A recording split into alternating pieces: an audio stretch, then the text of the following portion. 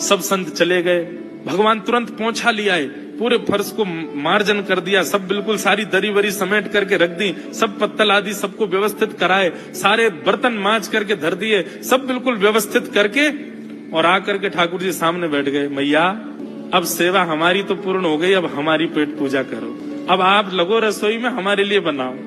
वो तो इतने भाव में आ गए, अरे मेरे लाला मैं अभी बना के लाती हूँ। सुंदर सुंदर सब्जी बनाई, सुंदर रोटी बनाई, सुंदर खीर बनाई, थोड़ी थोड़ी एक एक दोना, दो दोना मान लो सब्जी बनाई, दो दोना खीर बना दी, 10-5 पूड़ी बना दी, ठाकुर जी की बढ़िया थाली लगाई, थाली लगा करके सामने धर दी। अंतर्यामी भगवान बैठ गए, प्रेम से पाने लगे, पाते जाए महाराज, वो तो खाते जाए, खीर उठा करके पी जाए, सब्जी उठा के पी जाए, और लाओ मैया भूख लगी है जल्दी लाओ, 10 की 10 पूड़ी एक बार में चट और लेकर के आई, बेचारी देती गई, 10 की पूड़ी और धरवा ली, फिर उनको भी पा गए। अब मैया ने इतनी सामग्री बनाई थी, बोले मैया भूख लगी है जल्दी जाओ, आटा मारो, फिर से सेको, बढ़िया लेके आओ सामग्री, आपसे हमने कही थी कि आपको हमको पवाना पड़ेगा। नहीं बेटा तू बिल्कुल बैठो रहे। अरे भैया मुझे तो लगी नेक्स्ट तो पेटया, कोई तो कुआ है पूरा, कितनों डाल दो भरे कोई ना।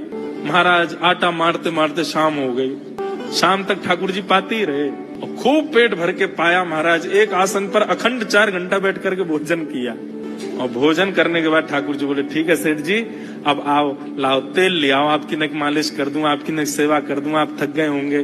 त्रिलोचन में नहीं इसकी नहीं क्यों नहीं है, तेल लेकर के उनकी मालिश भी कर दें। इस प्रकार चले। त्रिलोचन जी की पत्नी बेचारी पहले दिन तो कुछ नहीं बोली, दूसरे दिन भी कुछ नहीं बोली, तीसरे दिन उसके मन में आया, बोले ये क्या कर लिया हमने, सुबह जितना भोजन बनना चाहिए उतना तो ये अकेला ही पाता है, सुबह संतों का ये बना देता पर शाम को इसके लिए जितना बनता वो संतों के बराबर ही बैठता है पूरा। त्रिलोचन जी कहते नहीं तुमको याद नहीं उसने कहा था कभी कहना नहीं है ऐसा। बोले हाँ नहीं मैं ध्यान रखूंगी, नहीं कहना है। लेकिन अंतर्यामी भगवान तो खूब प्रेम से घर के सारे काम कर रहे हैं उनके।